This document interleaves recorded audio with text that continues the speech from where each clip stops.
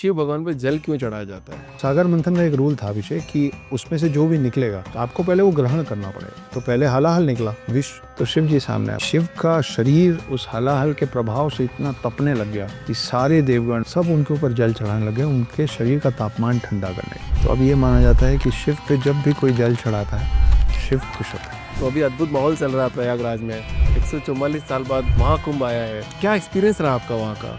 नहीं बता सकता। तो छोटे से तो एक आइडिया होता था ना, मेलोडी खाओ खुद जान जाओ। भाई ये वही बात है। लोग प्रेशर में आके जा रहे हैं, भीड़ भड़का हो रहा है और वहाँ पे मर जा रहे हैं। कुछ बड़े बड़े बाबाओं का जो बयान आ जाता है कि उनको मोक्ष की प्राप्ति भी है। मरना सबको है, पर कोई गंगा के किनारे मरेगा तो वो मरेगा नहीं, मोक्ष पाएगा। आपका क्या विचार था इसमें? मेरे को बिल्कुल नहीं लगता है कि उस व्यक्ति ने कुछ गलत बोला। तो उन लोगों को मलहम लगाने वाली बात है कि ये सोच के दुखी मत हो कि उनके ऊपर लोग चल चल के चले गए, ये सोच के खुश हो कि उनकी आत्मा को शांति मिले।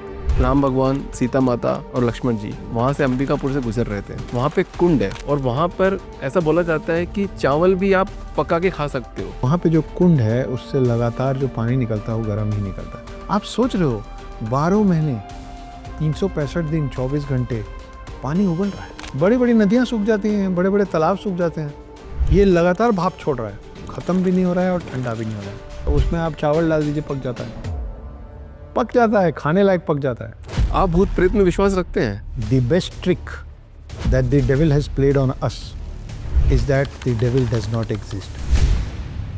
लोग अपने बाउंड्री वॉल पे भगवान का चिन्ह बना देते हैं यार कि लोग यहाँ कचरा फेंकना मना है, शिव जी बना देंगे और ऊपर में लिखा रहेगा यहाँ पेशाब करना मना है। आपने कभी देखा है 786 लिखा हुआ टाइल, गुरु नानक लिखा हुआ, जीसस लिखा हुआ टाइल? कहीं नहीं देखा है। सिर्फ मेरे ही भगवान है जिनका काम है कि अरे उस कोने में बहुत गंदगी होती है, लोग घूमते घूमते थूक देते हैं। एक काम करो, टाइल लगा दो भगवान की, तो लोग थूकेंगे नहीं।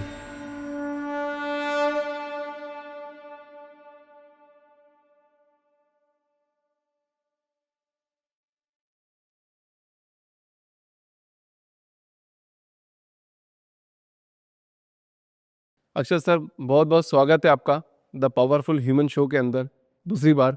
बहुत बहुत धन्यवाद फिर से बुलाने के लिए। बहुत प्यार दिया लोगों ने, तो हमने सोचा एक बार वापस आपसे वार्तालाप की जाए। चलिए। और आज की वार्तालाप के अंदर कुछ ऐसा है कि जैसा आप देखते हो दुनिया को, जैसी आपकी धारणा होती है वैसा पूरा संसार हो जाता है। बहुत लोगों ने कहा है आप रेड गाड़ी को देखोगे तो रेड गाड़ी आपको दिखने लग जाएगी, कार आपको वही दिखने लग जाएगी। आप सनातन धर्म को बहुत प्रमोट करते हो, सनातन धर्म की बात करते हो, कहानियों की बातें करते हो आप। सो एक छोटा सी वाक्य है, छोटा सी एक कुछ लाइनें हैं, 4 लाइनें कि अनंत पुराणों में छुपा है सनातन सत्य, इसे पूर्णतः किसने देखा है। वरुण के नयन 1000, इंद्र के 100, आपके मेरे सिर्फ 2। तो हम जिस दृष्टि से आज इस पॉडकास्ट को देखेंगे या आपकी दृष्टि से जो हम बातें सुनेंगे वो हमारे व्यूअर्स तक पहुंचेगी जी। तो आप छत्तीसगढ़ से आते हैं और आप ये बताते हैं हमेशा अपने इंट्रोडक्शन के अंदर, छत्तीसगढ़ में एक बहुत प्यारा शहर है अंबिकापुर, बिल्कुल और वो अंबिकापुर का जो नाम है वो अंबिका देवी पे पड़ा है। करेक्ट। और वहाँ पे उनको महामाया देवी के नाम से भी जाना जाता है। सच है। तो महामाया देवी कौन है सर? देखिए, दुर्गा जी का एक रूप है। और जैसे आप अगर महाभारत की शुरुआत में जाएंगे, जब कंस के लिए आकाशवाणी हुई थी कि उनकी बहन का 8वां पुत्र जो कि कृष्ण होंगे वो कंस का वध करेंगे, तो जब 8वां पुत्र हुए तो उनको तो नंद लाल के पास नंद देव के पास पहुंचा दिया गया था। तो उनको रिप्लेस करके जो एक देवी आई थी, है ना, उनको माया कहा गया था। और वो फिर हवा में जाके कंस पे हंसती है और बोलती है, मूर्ख, तू सोचता है तू 8वें पुत्र को मार लेगा। और फिर वो विलीन हो गई थी, विलुप्त हो गई थी ना, मतलब विलुप्त नहीं हुई थी, वो गायब हो गई थी हवा में। तो वो माया थी, है ना। और इनको महामाया बोला गया है। इनकी अपनी मान्यताएं हैं, इनके पीछे अपनी कहानियाँ। लेकिन एक जो सबसे पुरानी कहानी इन पे मिलती है और अंबिकापुर पे मिलती है वो ये है कि पहले अंबिकापुर बस तालाब और जंगल होता था। वहाँ कुछ नहीं, कोई नहीं रहता था। कई सौ हज़ारों एकड़ों में सिर्फ जंगल और तालाब होता था। तो वहाँ पे एक चंदूराम करके एक मुनि ऋषि, तो थोड़ा ज़्यादा बड़ा वर्ड हो जाएगा, लेकिन तपस्वी थे। तो वो भटक रहे थे और उनको तपस्या के लिए एक जगह चाहिए थी। और उनको एक जगह पे, कई बार ऐसा होता है ना अभिषेक कि हम किसी जगह पे जाते हैं और हमको अचानक से कुछ अलग वाइब फील होती है, कुछ एहसास होता है। तो उनको उस जगह पे कुछ अलग एहसास हुआ, महसूस हुआ, और वहाँ बैठ गए तपस्या करने। वो तपस्या कर रहे थे दुर्गा जी की, देवी माँओं की। तो जब बहुत कई दिन हो गए उनको तपस्या करते करते, तो उनके अंतरात्मा से एक आवाज़ आई जो कि वो सुन पाए।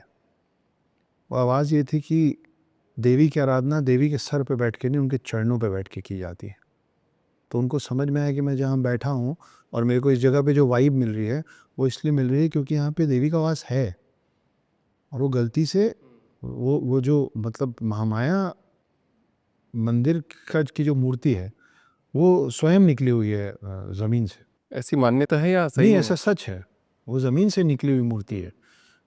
तो वो पूरी दफन थी, वो पूरी अंदर थी, उनको नहीं मालूम था, उसके ऊपर बैठ के कर रहे थे। तो ये आवाज़ आई कि सर पे बैठ के नहीं बेटा, चरणों पे बैठ के आराधना की जाती है, तपस्या की जाती है। तो फिर वहाँ खोदना शुरू किया और वहाँ से फिर ये मूर्ति निकली। तो फिर वहाँ क्योंकि ऐसे मूर्ति निकली तो आसपास मंदिर बन गया।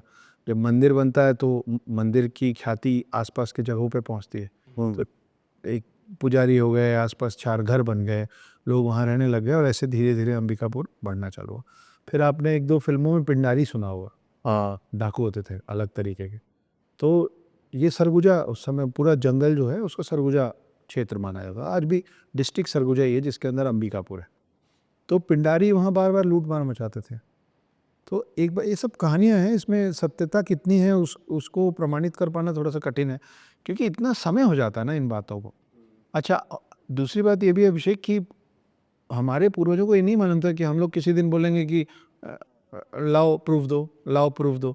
ये बात बहुत सही है। है ना? अगर उनको मालूम होता कि ये लोग नालायक लोग हर चीज़ का प्रूफ मांगेंगे तो फिर वो प्रूफ इससे जितना है उससे ज़्यादा इकट्ठा करके रख देते। हाँ, है ना? अभी भी हर तरफ अवशेष और प्रमाण तो मिलते हैं, लेकिन वो प्रमाण इसलिए नहीं रखे गए थे कि किसी दिन हम खुद पे ही सवाल उठाने लग जाएंगे। मेरी लाइन यही थी कि अनंत पुराणों में छुपा है सनातन सत्य है। तो अब जैसे आप देखिए कि अभी कुछ महीनों पहले लोकसभा इलेक्शन हुआ था ना, तो लोकसभा इलेक्शन हुआ, अब आप गए थे वोट देने? दिल्ली नहीं, मैं नहीं गया था। दिल्ली नहीं, एक ओवरऑल बार- हाँ, कभी तब मैं कभी गया तो गए होंगे, हाँ, गया था। जीवन में कभी तो वोट हाँ, दिए अभी ना। गया था रिसेंटली। ठीक है, अब आप और मैं यहाँ बैठे हैं, अब मैं बोलूँ प्रूफ दिखाइए वोट दिए थे। मिट गया था। हाँ, लेकिन अगर आपको मालूम होता कि टेबल पे बैठेगा अक्षत और बोलेगा प्रूफ दिखाइए तो आप कुछ ले आते कि है मेरे पास। पर अभी अचानक मैं बोल दूंगा तो आपके पास नहीं है ना, मिट गया ना। तो वो वाली बात है। तो हमने प्रमाण बहुत ज़्यादा जमा नहीं किया, हमारे से गलती हुई, हमने सोचा नहीं था कि हमारे ही आने वाली वंशज वंश इतना सारा सवाल उठा लेंगे। खैर, तो ये जो पिंडारी लोग थे ये बार बार लूट पार मचाने लग गए थे, कभी जेवर लूट रहे हैं, कभी कुछ हो रहा है, मंदिर में जो चढ़ावा वो सब लूट ले रहे हैं। तो उस समय महामाया माई को बहुत आभूषण पहनाए जाते थे। तो कुछ पिंडारियों ने उस पूरी मूर्ति का सर ही अलग कर दिया और साथ ले गए। तो अंबिकापुर से थोड़े से मतलब 5, अब तो कम हो गया, 4 घंटा हो गया क्योंकि रास्ते अच्छे बन गए। जब मैं छोटा होता था तो 6 से 7 घंटा लगता था एक दूसरे कस्बे में पहुंचने में जिसका नाम था बिलासपुर। बिलासपुर और अंबिकापुर के बीच में एक जगह है रतनपुर। तो बिलासपुर के जो राजा थे उनको ये बात पता चली, मतलब उनके मन में आया कि मेरे धड़ से मेरा सर अलग करके लेके जा रहे हैं, उनको रोको, वापस लो, नहीं तो अहित होगा, अनर्थ होगा। तो फिर वो अपनी आर्मी लेके गए, पिंडारियों को मारे, लेकिन वो ये पूछना भूल गए कि इस सर का मैं करूं क्या। ले तो लिया वापस, क्या करूं। तो फिर अगले दिन उनको उसका जवाब मिला कि रतनपुर में एक और महामाया माई का मंदिर था, बोले उस पर लगा दो। तो बोले अरे लेकिन 2 सर हो जाएंगे। तो बोली कि हाँ 2 सर हो जाएंगे, लगा दो। तो रतनपुर में जो महामाया माई का मंदिर है उनके 2 सर हैं और अंबिकापुर में जो महामाया माई का मंदिर है वो बिना सर के। वाह, ये एक कहानी है। तो इस तरह की बहुत सारी बातें, महामाया माई का बहुत ज़्यादा मान्यता है अंबिकापुर में कि महामाया माई की कसम खा के कम से कम अंबिकापुर क्षेत्र में कोई झूठ नहीं बोलता। अच्छा ऐसा है। हाँ, झूठ बोलने वाले बहुत घबराते हैं क्योंकि वो सुनती। तो वहाँ पे अभी भी बलि चढ़ती है, बकरे की बलि चढ़ती है, प्रसाद में बनता है। इस तरह की बहुत सारी चीज़ें हैं जो हम लोग बचपन से होते हुए देखे हैं। अक्षय जी, बहुत गहरी बात कर दी आपने। मेरा एक छोटा सा सवाल यहाँ पे आ रहा है। माँ दुर्गा की बात भी कही आपने यहाँ पे। सो माँ दुर्गा के स्वरूपों की अगर बात करूँ तो माता काली, चंडी माता, महामाया जैसी देवियाँ बहुत सारी हुई हैं। उनमें से एक देवी है प्रत्यंजया देवी। उनका जो स्वरूप है वो बहुत प्रभावशाली, भयावह दिखाया गया है, डरावना। डरावना दिखाया। मतलब अब जैसे प्रूफ की बात कर दी तो ऐसा ऐसा क्यों दिखाया गया, ऐसा चित्रण क्यों दिखाया गया माताओं का? दिखाना पड़ेगा ना भाई। इसके पीछे का क्या रहस्य है? हाँ, दिखाना पड़ेगा। आप जब किसी भी ऐसी देवी माँ की बात करते हैं जिनका रूप आपको भयावह दिखता है, आप देखो कि वो सब किसी न किसी प्रेत से, राक्षस से, किसी न किसी नकारात्मक शक्ति से लड़ी है ना? तो एक बात बताओ कि भूत प्रेत या राक्षस भयानक दिखते हैं ना? तो जब हम भूत प्रेत राक्षसों को देखते हैं या उनकी तस्वीर देखते हैं, जब पहले सही में आते थे, तो एक आम इंसान आपके मेरे जैसा डर जाता था ना। हर किसी को ना किसी चीज़ से डर लगता है। सबको। तो वो हम लोग आम बोलचाल में बोलते हैं ना कि हर बाप का एक बाप होता है।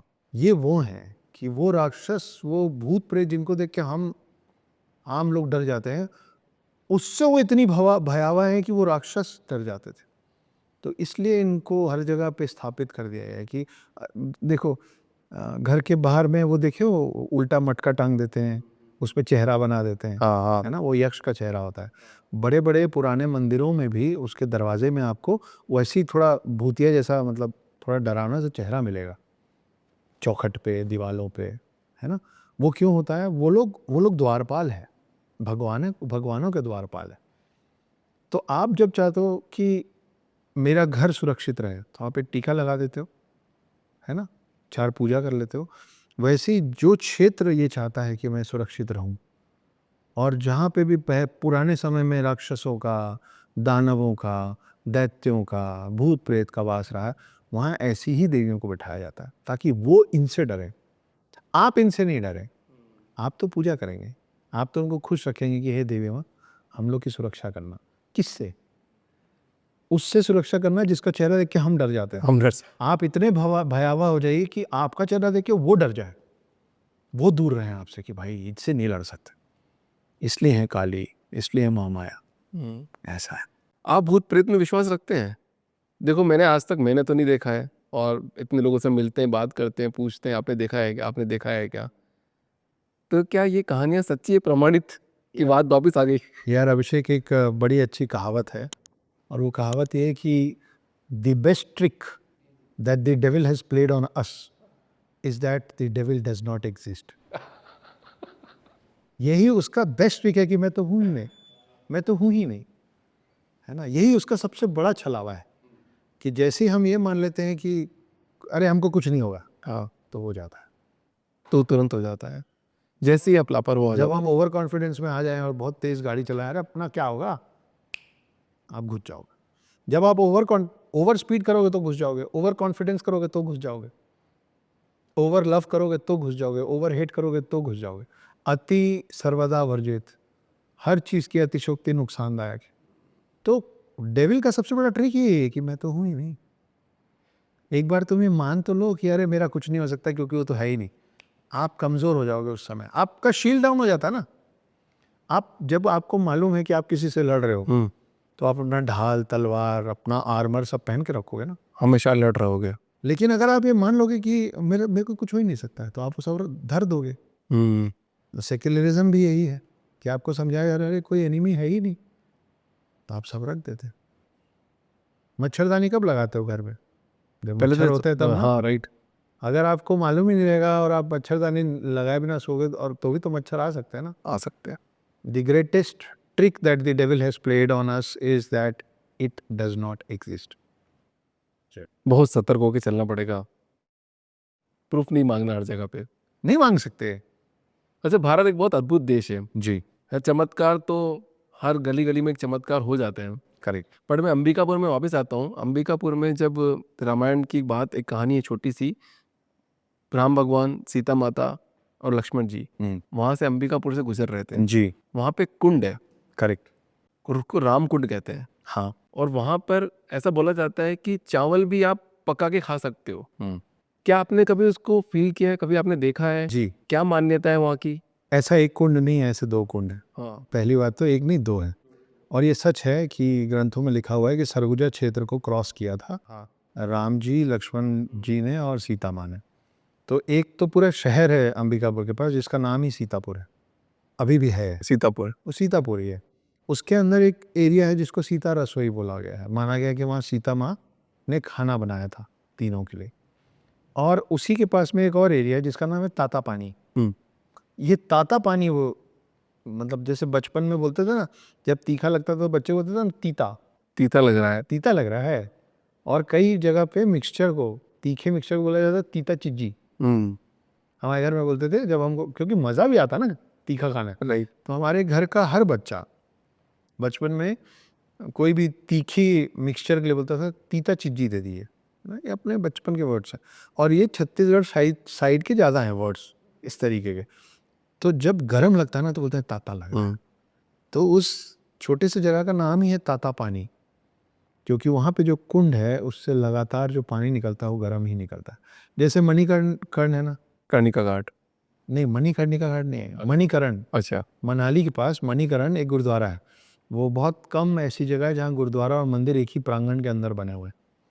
अच्छा, और मुझे दोनों नहीं की पता अपनी है। अपनी हाँ। कहानियाँ हैं भाई। वहाँ मणिकर्ण पे, मणिकर्ण साहब बोलते हैं, मणिकर्ण साहिब, वहाँ पे 365 दिन 24 घंटे उस कुंड के पानी से ही सारा खाना बनता है और वो पानी गर्म ही रहता है। तो अंबिकापुर एक लौती जगह नहीं है, ऐसी और भी जगह हैं जहाँ पे पानी गर्म है जिसका कोई साइंटिफिक रीज़न। आप सोच रहे हो 12 महीने 365 दिन 24 घंटे पानी उबल रहा है, कुंड का पानी उबल रहा है, उसमें पूरा प्रसाद बनता है, पूरे मंदिर का भी और पूरे गुरुद्वारे का भी। सोचो कितने हजार लोगों का प्रसाद रोज बनता होगा। वो पानी ठंडा नहीं हुआ हजारों सालों से। आज तो कोई साइंस नहीं आई वहाँ नहीं पे। है ना साइंस। अलग अलग कहानियां हैं कि वो मंदिर जो है उसके लिए बोला जाता है कि यहाँ पे शिव जी को क्रोध आ गया था, तो उनके क्रोध से ये पानी जो थरथराया है, गर्म हुआ है, आज तक ठंडा नहीं हुआ है। वैसी ताता पानी है अंबिकापुर में। बट जो साइंस प्रूफ मांगता हुआ यहाँ प्रूफ नहीं मांग पाया। आप कैसे करेंगे प्रूफ? रखो, एक गिलास रखा है हमारे बगल में, कितना गर्म कर लोगे, कैसे नहीं होगा ठंडा? चलो मत होने दो ठंडा, नीचे गैस लगा के चालू रखो, पूरा इवोपरेट हो जाएगा ना, ख़त्म हो जाएगा ना। बड़ी बड़ी नदियाँ सूख जाती हैं, बड़े बड़े तालाब सूख जाते हैं, ये लगातार भाप छोड़ रहा है, ख़त्म भी नहीं हो रहा है और ठंडा भी नहीं हो रहा है। कितना अद्भुत है ना सर। कितना अद्भुत है ये। तो वैसी ताता पानी अंबिकापुर के पास में एक जगह जाना चाहिए, सबको जाना चाहिए। और वहाँ पे भी उसमें आप चावल डाल दीजिए, पक जाता है, पक जाता है, खाने लायक पक जाता है। और जैसे आपने रामकुंड बोला, वैसे ही मैंने बताया कि एक रामकुंड है, सीतापुर है, सीता रसोई है और ताता पानी है। ये सब छत्तीसगढ़ जाओ यार, बहुत खूबसूरत जगह है, लोग भी बहुत खूबसूरत है। अभी कुंड की बात आ गई है जी, और इतना अद्भुत बात हम कर रहे हैं, तो अभी अद्भुत माहौल चल रहा है प्रयागराज में। 144 साल बाद महाकुंभ आया है। करेक्ट। आपको जाने का मौका मिला वहाँ पे? हाँ, मैं हो आया हूँ, क्या एक्सपीरियंस रहा आपका वहाँ का? नहीं बता सकता। बताना पड़ेगा। नहीं, मैं इसलिए नहीं बोल रहा हूँ कि मैं नहीं बताऊँगा। मैं नहीं बता सकता क्योंकि उसको शब्दों में समेटना, उस अनुभव को आ, वो एक, हम लोग जब छोटे थे तो एक ऐड आता था ना, मेलोडी खाओ खुद जान जाओ, है ना भाई, ये वही बात है। You have to live it to feel it. आप कितना न्यूज़ में देख लो, बड़े पर्दे पे देख लो, दूसरों से सुन लो, वो एक अद्भुत एहसास है जो आपको वहाँ जाके ही समझ में आए। मैं आपको कितनी बार भी बता दूं कि पत्थर साहब गुरुद्वारा है लेह लद्दाख में, मैं वहाँ गया था। और मैं तो इसलिए गया था कि घूमते हुए जो हमारा जो गाइड था उन्होंने बोला सर 1:30 बजे के लगभग वहाँ चलेंगे, गुरुद्वारे का दर्शन कर लेना, लंगर खा लेना, लंगर का खाना स्वादिष्ट होता है। हाँ राइट। तो हमने बोला बढ़िया, एक टाइम का लंच का पैसा बच जाएगा, खा लेंगे अच्छा पेट भर खाना गुरुद्वारे साहब। तो वो पत्थर साहब गुरुद्वारा था। अब मैं उसके अंदर गया, मेरे को नहीं मालूम था उस समय पत्थर साहब गुरुद्वारे का बैक स्टोरी क्या है, उसकी क्या मान्यता है, ऐसे भी नहीं मालूम था, वैसे भी नहीं मालूम था। मैं हिंदू हूँ, मैं गुरुद्वारे में क्यों इंटरेस्ट लूँगा ज़्यादा, सही है ना, बचपन से सिखाया समझाया नहीं उस बारे में। मैं अंदर गया भाई, मैं रोने लग गया। मेरी समकक्ष मेरे साथ थी, मैंने बोला मेरे को बहुत रोना आ रहा है। विश्वास मानो अभिषेक, उस समय जब मेरे को रोना आ रहा था ना, तब मेरे को किसी बात का दुख नहीं था। एक इंसान होता ना कि किसी चिंता परेशानी में घूमने निकला होता है, लेह लद्दाख घूमने ही जाएगा ना आदमी। और घूमने आदमी कब जाता है? जब उसको पैसे की दिक्कत ना हो, खर्च करने को तैयार हो, मूड अच्छा हो, साथ अच्छा हो, तब जाएगा ना घूमने। बिल्कुल सही है। बढ़िया माहौल में घूम रहे हैं, पत्थर साहब गुरुद्वारे के अंदर गए, मैं उनको बोला कि मेरे पता नहीं रोना आ रहा है। वो भी बड़ी सॉर्टेड है, उन्होंने मतलब she makes my life, my thoughts and everything around me so simple. उन्होंने बोला रोना आ रहा है तो रो, कितनी सीधी सिंपल बात है। रोना, हंसना आएगा तो हंस लोगे ना, कॉम्प्लिकेट कर देते लोग। प्यास लगेगी तो पानी पी लोगे, बाथरूम जाना होगा तो चले जाओगे, तो रोना आ रहा है तो रो लो। मैं जो जार जार रोया हूँ फूट फूट के, फॉर नो रीज़न, बस मैं रो रहा था। आसपास वाले आते जाते देख रहे थे, उन लोगों को लग रहा होगा पता नहीं कितने बड़े दुख में जी रहा है ये आदमी, कि आके इसकी, मैं बस रो रहा था, मेरे को अच्छा लग रहा था रोना। जब मेरा रोना ठहरा तब मैंने वहाँ पे वो शिला लगा हुआ है, एक शिलालेख में लिखा हुआ है पूरा कि पत्थर साहब गुरुद्वारे का बैक स्टोरी क्या है और ये, तब मैंने पढ़ा कि मेरे को यहाँ रोना क्यों आ रहा है, क्या हो रहा है यहाँ पे। तो महाकुंभ वैसे ही भाई, you will have to be there, you have to go and feel it, nobody can explain it to you, इसलिए नहीं समझाऊंगा। अक्सर जी ये बात बोला ना, आपको रोना आ गया वहाँ जाके, तो मेरे साथ भी एक ऐसी घटना घटित हुई अभी। मैं इतना भगवान में बिलीव नहीं करता था, मतलब थोड़ा कम करता था। धीरे धीरे समय, जैसे आपने बोला समय बना देता है अपने आप, तो समय ने भी मेरे को वैसा बना दिया आपके जैसा। तो हुआ क्या, बांके बिहारी जी के मंदिर उनको जाना था, तो ऐसा कोई प्लान नहीं था। और मुझे, आप बिलीव नहीं करोगे, मुझे ये भी पता नहीं था बांके बिहारी जी का मंदिर है कहाँ और बांके बिहारी जी हैं कौन। मैं दिल्ली गया टीम के साथ में, कुछ ऐसी बात हुई कि वहाँ चलना। मैंने कहा ठीक है चलेंगे, सब ठीक है। तो मेरे जिया जी है, उन्होंने बोला अभिषेक जी आप विश्वास नहीं करोगे कि ना आप बिना बुलाए वहाँ जाएंगे सर। मेरे गूज़बम्प आ रहे हैं, ठीक है, मतलब मेरे को रोना भी आ जाता है उनको, अभी मेरे को नाम से रोना आ जाता है, मेरे आँख में आंसू आ जाते हैं। बोला कि मैंने बोला यार क्या बकवास, बोला यार अभिषेक जी आप समझोगे नहीं, आप जाओ आपको पता चलेगा। मैंने बोला यार आप बकवास कर रहे हो, आप मेरे को वो समझाने की कोशिश कर रहे हो कि भगवान क्या है, भगवान कैसे। मैंने कहा ठीक है मैं मानता हूँ सब कुछ है। क्या मतलब मैं जाना चाहूँगा तो चला जाऊँ, मेरे को रोकेगा? हाँ, मतलब मेरा ऐसा भाव था उस टाइम पे। तो हम वहाँ पे गए, मेरी पूरी टीम मेरे को देख रही है, अभिषेक सर रो रहे हैं, और पहली बार मुझे रोना आया वहाँ पे। मैंने कहा यार ये क्या हो गया। और फिर जो मतलब बाकी बिहारी, मतलब वो बोलते हैं कि वहाँ पे अगर आप चले गए तो आप वहाँ के होके रह जाओगे। आप विश्वास नहीं करोगे अक्षत जी, मैं इतने साल से, 35-36 साल से मैं ये खोज रहा था कि मुझे कोई इष्ट मिल जाए, भगवान मिल जाए मेरे को, कि भैया मैं जिनकी पूजा ज़िंदगी भर कर सकूँ। वो दिन मेरा सपना पूरा हो गया। मुझे मेरे ज़िंदगी का लक्ष्य मिल गया, मुझे मेरे भगवान मिल गए, मुझे मेरा प्यार मिला। सब वहीं। हाँ, मतलब ऐसा लगा कि मतलब अभी पूरी ज़िंदगी में न्यौछावर कर सकता हूँ। और अभी आपने मेरे कमरे में देखा भी होगा, मैं लिखा है भगवान ने मुझे कुछ कार्य करने के लिए भेजा है इस धरती पे, वो कार्य जिस दिन पूर्ण हो जाएगा उस दिन मुझे भगवान अपने आप बुला बुला लेंगे। लेंगे। तो जीवन मरण हमारे हाथ में नहीं है, जो भगवान ने काम करने के लिए भेजा है वही भेजा है। अच्छा अक्षत जी, वापस थोड़ी सी अपन अपनी आपकी बात पे आते हैं, ये तो थोड़ी सी मेरी बात हो गई कि आपने प्रयागराज की बात करी, वहाँ पे भीड़ भड़का बहुत हो रहा है, लोग सोशल प्रेशर में आके वहाँ पे जा रहे हैं। मैं ऐसा बोलता हूँ कि देखा देखी पाप और देखा देखी धर्म नहीं करना चाहिए, पर आज के टाइम पे ऐसा हो रहा है, लोग प्रेशर में आके जा रहे हैं, भीड़ भड़का हो रहा है और वहाँ पे मर जा रहे हैं।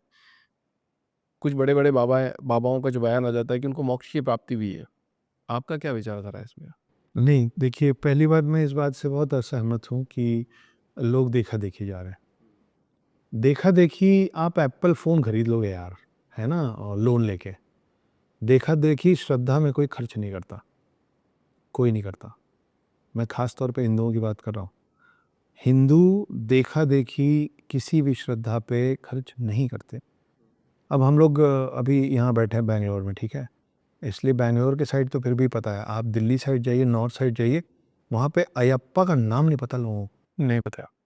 तो अगर पूरा देश या पूरा साउथ एक साथ अयप्पा मंदिर जाने लग जाएगा, तो आपको लगता है कि दिल्ली और पंजाब और चंडीगढ़ और मध्य प्रदेश का श्रद्धालु उठ के अयप्पा मंदिर जाएगा? नहीं जाएगा।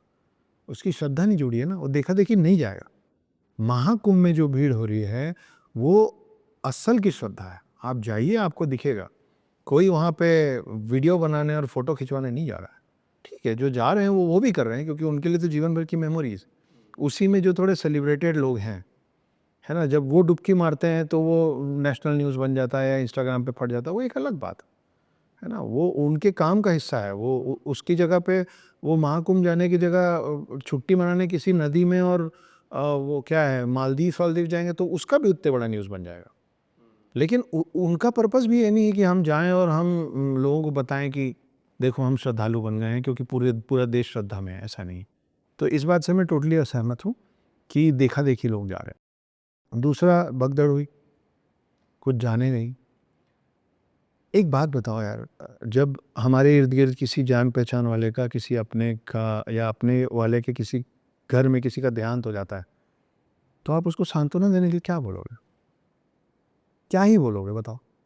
जाने में चला गया ना, हम्म क्या बोलता है, भगवान उनकी आत्मा को शांति दे। कोई अगर सोता है और सुबह नहीं उठता, बोले ये तो अच्छी मृत्यु है, बिना तकलीफ के चले गए। जो बहुत ज़्यादा तकलीफ पाता रहता है वो जाता है, तो हम क्या बोलते हैं कि चलो अच्छा है, इस शरीर से इनका पिंड छूटा, बहुत तकलीफ में थे, राइट। है ना। तो जो तकलीफ में मर जाता है उसके लिए भी हम बोलते हैं कि चलो जो हुआ अच्छा हुआ। जो आराम से मर जाता है वो उसके लिए भी हम बोलते हैं कि चलो जो हुआ। ये तरीका है जीवित लोगों को सांत्वना प्रदान करने का, कि ये मत सोचो कि अरे आप सोच रहे हो कि ये कितनी खराब सोच है किसी भी व्यक्ति के लिए कि मेरे परिवार का कोई सदस्य लोगों के पैरों के नीचे दबता दबता मर गया। खराब है ना, तकलीफ होती है ना। सोचने वाला ऐसा सोचेगा ना कि मैं नहीं था यार आसपास, लोग उस पर चढ़ चढ़ के चले गए। बहुत संवेदनशील मामला है बहुत ना, पेनफुल है। बहुत पेनफुल है। तो आप इस पेन को, जिन लोगों को ये पेन हो रहा है उनको आराम देने के लिए क्या बोल लोगे? हमको एक पॉजिटिव एनर्जी देनी पड़ेगी। भगवान उनकी आत्मा को शांति देगा मतलब क्या है? यही है ना कि उनको मोक्ष की प्राप्ति हो। आत्मा की शांति कब होती है? जब उसको दोबारा शरीर में ना आना पड़े, तब आत्मा शांत होता है। नहीं तो भटक रहा है ना, इस शरीर उस शरीर, जानवर का शरीर, पक्षी का शरीर, पेड़ का शरीर, कीड़े का शरीर, फिर आदमी का शरीर, फिर इंसान का शरीर। आत्मा भटक रही है ना। आत्मा को शांति मिलेगा मतलब ये होता है मोक्ष की प्राप्ति। तो अगर किसी ने सांत्वना देने, हर चीज़ में हम लोग बड़ा लिटरल पकड़ लेते हैं कि ये शब्द कह दिया। हाँ, ये बात। वो तो उन लोगों को मलहम लगाने वाली बात है कि ये सोच के दुखी मत हो कि उनके ऊपर लोग चल चल के चले गए, ये सोच के खुश हो कि उनकी आत्मा को शांति मिलती, उनको मोक्ष की प्राप्ति हो। अब देखो यार, मैं हमेशा बोलता हूँ गांधी जी से हर कोई प्यार नहीं करता है और हिटलर से हर कोई नफरत नहीं करता है। You and I, we cannot convince and satisfy everybody. We can only convince and satisfy ourselves. अगर मेरे को लग रहा है कि मैं जो बोल रहा हूँ, मेरा दिल जानता है कि मैं किसी की भावनाएं आहत करने के लिए नहीं बोल रहा हूँ, उनको मरहम लगाने के लिए बोल रहा हूँ, तो मैं 100 बार बोलूँगा। तो जिन्होंने भी बोला है, वो बागेश्वर बाबा ने बोला, मेरे को बिल्कुल नहीं लगता है कि उस व्यक्ति ने कुछ गलत बोला है। उनकी उम्र इतनी कम है, उसके बाद अगर उनको इतनी समझ है कि वो किसी को, और जो मरे हैं वो इनके अपने थोड़ी ना है यार, उनको तो नहीं मालूम ना। तो ओवरऑल एक ये स्टेटमेंट कि गंगा तट पे गए हैं भाई, मोक्ष की प्राप्ति हो, मोक्ष की प्राप्ति। I don't find it wrong at all. मैं सोशल प्रेशर की बात इसलिए कर रहा था क्योंकि अभी इतने साल बाद ये जो कुंभ आया है 144 साल बाद, तो लोगों में एक प्रेशर क्रिएट हो रहा है, हम नहीं जा पा रहे, हम नहीं कर पा रहे, अब हम कब जा पाएंगे। तो क्या सेम पुण्य मिलेगा वापस बाहर जाने पर? इसमें फर्क है, हम नहीं जा पा रहे हैं और हमको जाना पड़ेगा, में बहुत फर्क है। आप अपने किसी रिश्तेदार की शादी में आपको जाना पड़ता है, उसको बोलते हैं सोशल प्रेशर। आप अपने दोस्त की शादी में जाना चाह रहे हो और नहीं जा पाए, तो आप बोलते हो हम नहीं जा पाए यार, कहीं उलझ गया, नहीं जा पाया। आपका मन था जाने का पर आप नहीं जा पाए, और आपका मन नहीं था जाने का और आपको जाना पड़ा, में ज़मीन आसमान का फ़र्क है। तो जो नहीं जा पा रहे हैं वो ये बोल रहे हैं कि हम नहीं जा पा रहे हैं, ये नहीं बोल रहे हैं कि यार जाने का मन तो नहीं है पर जाना पड़ेगा। I have not heard anybody saying that. तो ऐसा है। अक्षय जी, वहाँ पे इंटरनेट पे बहुत सारी चीज़ें वापस इंटरनेट पे ही देखते हैं हम सब लोग। तो वहाँ पे बहुत सारे साधु आए हुए हैं। कोई एक साधु हाथ इतने सालों से ऊपर किए हुए हैं, कोई ज़मीन में तपस्या लगाए हुए हैं, अलग-अलग तरह की बहुत कठिन साधनाएँ कर रहे हैं। तो ये साधनाएँ, इतना कठिन साधनाएँ करने का पीछे का क्या उद्देश्य हो सकता है इनका?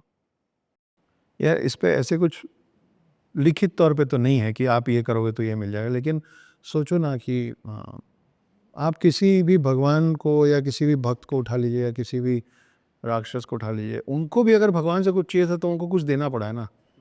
रावण अपना सर काट काट के रख रहा था ब्रह्मा के लिए। जब तपस्या की है, ब्रह्मा जी नहीं आ रहे थे तो एक एक करके अपना सर काट के रख दे रहा था, मालूम है ना। तभी राक्षस ताल तैयार हुआ था मानसरोवर के बगल में, 10 सर काट के रख दिया था, तब ब्रह्मा जी खुश हो के आया था, है ना। तो सबका अलग अलग रहता है कि आपको कुछ, मतलब आपको कुछ दान करना पड़ता है। सारे पुण्यात्मा या जो चाहते हैं कि उनका जीवन अच्छा हो, जिसके पास पैसा होता है वो दान करता है। जो बहुत पैसे वाला होता है वो पूरा आश्रम बनवा देता है, ट्रस्ट बनते हैं, अनाथालय बनते हैं, ओल्ड एज होम बनता है, वृद्धालय बनते हैं, वृद्धाश्रम बनते हैं। ये सब क्यों होता है? सबका अपना अपना तरीका है भगवान से अपनी बात, अपना कनेक्शन जोड़ने का। अपना अपना तरीका। अपना अपना तरीका होता है। रावण को थोड़ी ना किसी ने बोला था, रावण था ब्राह्मण। हाँ, मैं रावण के पक्ष में बिल्कुल नहीं हूँ, पर एक बात बोल रहा हूँ, तो ये जितने भी तपस्वी हैं ये सब ब्राह्मण श्रेणी में है ना। रावण भी ब्राह्मण था, तो वो भी ब्रह्मा तक पहुंचने की कोशिश कर रहा था। वरदान लेना एक अलग बात है, पर वो चाह क्या रहा था उस समय कि मेरे को ब्रह्मा तक पहुंचना है, मेरे को ब्रह्मा तक पहुंचना है।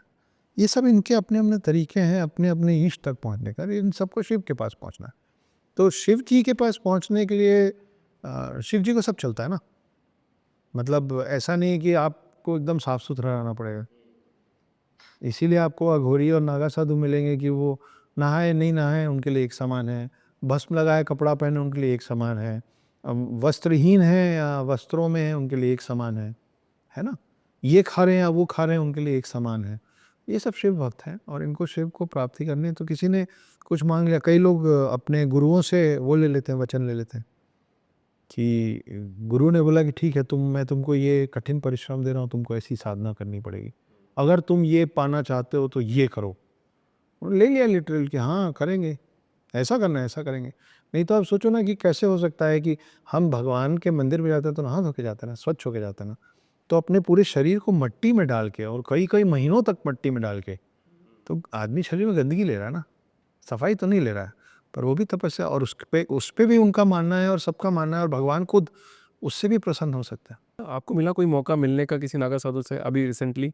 यार मैं अभी जब गया था ना तो मेरा मतलब मेरी टीम के लोग और आसपास वाले मेरे को बोल रहे थे कि टीम लेके चलते हैं, नागा साधु सब फोटो खिंचवा लेंगे, वीडियो बना। मैं बोला ये मैं श्रद्धा के साथ जा रहा हूँ अपने प्रमोशन के। मेरे को कुछ चीज़ों से को प्रमोट करने में मेरे को पर्सनली अच्छा नहीं लगता है।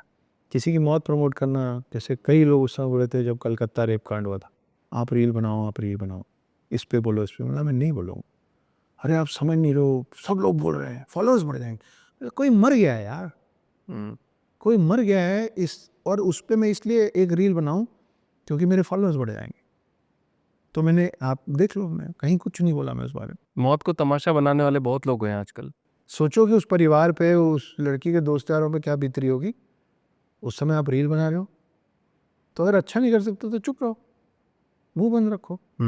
अभी आप ही के बैंगलोर में अतुल सुभाष वाला केस हुआ, कहाँ से नहीं संगठन आ गए मेरे पास। आपके साथ भी तो वैसे ही हुआ है, आप बोलो आप रील बनाओ।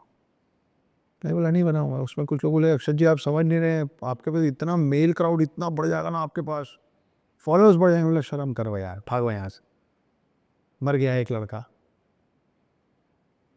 तो वही महाकुंभ में गया मैं किसी मंदिर में जा रहा हूँ मत्था टेकने, तो मेरी श्रद्धा की बात है, उस पर मेरे ढिंडोरा थोड़ी ना पीटना होता है। मैं गया चुपचाप, मैं डुबकी लगाया, मैं स्नान किया, मैं हाथ जोड़ा, मैं वापस आ गया। अच्छा, वहाँ पे भी IITN बाबा बहुत फेमस हो गए। क्या उनका फेमस होना इतना कंपलसरी था अभी? यार ये ना पैराडॉक्स है यार अभिषेक, कि जब म्यूजिक इंडस्ट्री की बात करूँ, उदाहरण दे रहा हूँ, हाँ, तो आप जब मिलोगे ना म्यूजिक डायरेक्टर से तो बोलेंगे कि भाई लोगों को जो सुनना है हम वो बना के दे देते हैं, और सुनने वाले बोलेंगे वो जो बना रहे हो हमको सुनना पड़ता है। मीडिया और इस तरीके के लोगों का भी सेम है। आप वो देख रहे हो भाई, किसी एक दिन एक बंदे ने IIT बाबा को पहली बार दिखाया होगा ना, हाँ, वो अगर इंटरनेट पे या सैटेलाइट चैनल पे फट गया तो फिर बाकियों को लगा अच्छा ऑडियंस को ये देखना है, चलो दिखाओ भाई। और जो मुद्दे की बात है वो नहीं बात करते कोई भी। और जो आपने वो भी तो रील्स देखे होंगे ना कि कोई नागा बाबा है जो मार दिया, उठ के किसी रिपोर्टर को धर दिया, हाँ, उसके पास कैसे जाएगा रिपोर्टर। ये वो लोग हैं जो नहीं चाहते हैं कि मेरा प्रचार प्रसार हो। मैं महाकुंभ में इसलिए नहीं आया हूँ कि मैं टीवी पे आ जाऊँ। ये एग्जैक्टली वही बात है कि मैं खुद अपने लिए श्रद्धापूर्वक वहाँ जा रहा हूँ। वहाँ मैं कैमरा लेकर नागा साधु या अपना ऐसे करके बाल पीछे करते हो पानी से निकल रहा हूँ, इट्स जस्ट नॉट नीडेड यार।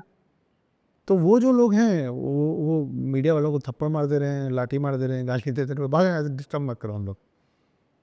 तो आधे लोग के पास मीडिया जा नहीं पा रही है और बाकी जिनमें जा रही है उसमें जिसको पब्लिक सबसे ज़्यादा पिक कर रही है, बाकी पूरी मीडिया उस तक पहुंच के दिखा रही है। तो आप जो खाओगे, मैं होटल इंडस्ट्री में रहा हूँ, तीसरी पीढ़ी हूँ अपनी, मैं आपके सामने मेन्यू रख रहा हूँ, आप उस मेन्यू से क्या खाओगे वो मैं थोड़ी ना डिसाइड करूँगा, वो तो आप डिसाइड करेंगे। तो एक बाबा ऐसे दिखाए जो कुछ, मौनी बाबा फॉर एग्जाम्पल, मौन है भाई, कुछ बोलते ही नहीं है, उनको व्यूज़ ही नहीं आए, तो कौन जाएगा मौनी बाबा को फिर से दिखाने? कोई नहीं है। इसलिए नहीं जाएगा क्योंकि देखने वाले उनको नहीं देखना चाह रहे। तो आप मौनी बाबा जो मुंह बंद करके साधना कर रहा है उसके बारे में जानना ही नहीं चाह रहे हो। आप आईआईटी के बाबा के बारे में जानना चाह रहे हो तो आप बाकी लोग आईआईटी बाबा, तो ये तो बड़ा हम मीडिया ऐसा करता है जी, नहीं आप ऐसा करते हैं इसलिए मीडिया ऐसा करता है, मीडिया ऐसा करता है इसलिए अक्षर जी मुझे यहाँ बात बताओ, ये बहुत इंटरेस्टिंग बात होगी, तो ये संसार किस दिशा में जा रहा है? सही दिशा पे जा रहा है। जैसा होना है वैसा ही हो रहा है। भगवान किसी का मंगल नहीं कर सकता। अभी हम अंदर बात कर रहे थे ना कि ज़िंदगी तूने लहू लेके दिया क्या, कुछ भी नहीं, तेरे दामन में मेरे वास्ते क्या, कुछ भी नहीं, मेरे हाथों की चाहो तो तलाशी ले लो, मेरे हाथों में लकीरों के सिवा कुछ भी नहीं। हम कुछ नहीं कर रहे हैं, जो हो रहा है वो लिखा हुआ है और जो जहाँ पहुँचना है उसी रास्ते चल रहा है। अभी आप देखिए हरिद्वार ऋषिकेश, मेरे ख्याल से हरिद्वार में एक सूखी नदी थी, अब भी इसी बारिश की बात है। तो कुछ टूरिस्ट लोग आए और वो अब उस सूखी नदी के ऊपर अपनी गाड़ी लगा के घूमने निकल गए।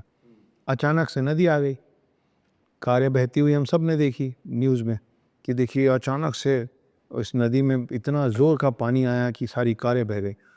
अभिषेक, उन कारों को एक गुमान हो सकता है कि हम तो उसी तरफ जा रहे हैं, बह के जा रहे हैं जिधर जाना था, पर वो जा नहीं रहे हैं, वो ले जाए जा रहे हैं, अब पानी उनको ले जा रहा है। उनको ये गुमान हो सकता है कि हमको उधर ही जाना था और चक्के लगे हुए हैं हमारे, तो चक्का कुछ नहीं कर रहा है, वो ले जाए जा रहे हैं। तो जहाँ पे अब अगर लिखा है कि कलयुग ख़त्म होना है और कलयुग और ख़राब होना है, तो भगवान हमको लेके जा रहे हैं, बहते चलो। अच्छा, कुछ छोटी सी बात, मैंने बाकी बिहारी जी की बात करी थी ना, प्रेमानंद जी महाराज को भी आपने देखा होगा। जी कैसे लगते हैं आपको प्रेमानंद जी? यार, मुझे जब तक मैं फिल्म इंडस्ट्री में नहीं उतरा था ना, मुझे कुछ हीरो बहुत अच्छे लगते थे। लेकिन जब जैसे, क्योंकि मेरे पास 9 फिल्में भी हैं, जैसे जैसे जिनसे मुलाकात हुई तब मेरे को समझ में आया उनका असली चरित्र। और मैं जब असली चरित्र बोल रहा हूँ, मेरा उससे नकारात्मक या नेगेटिव बात नहीं है।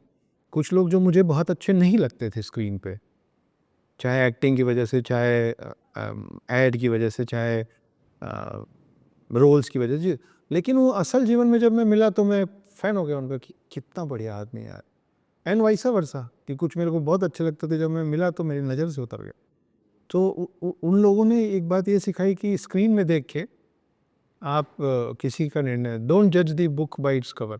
मैं किसी भी महाराज के बारे में, चाहे वो प्रेमानंद जी हों, चाहे वो इस्कॉन टेम्पल के कोई हों, चाहे वो अभी हम किनकी बात कर रहे थे, बागेश्वर धाम, बागेश्वर बाबा की बात, मैं किसी पे कोई टिप्पणी इसलिए नहीं करता हूँ भाई क्योंकि मेरी इनमें से किसी से मुलाकात नहीं हुई।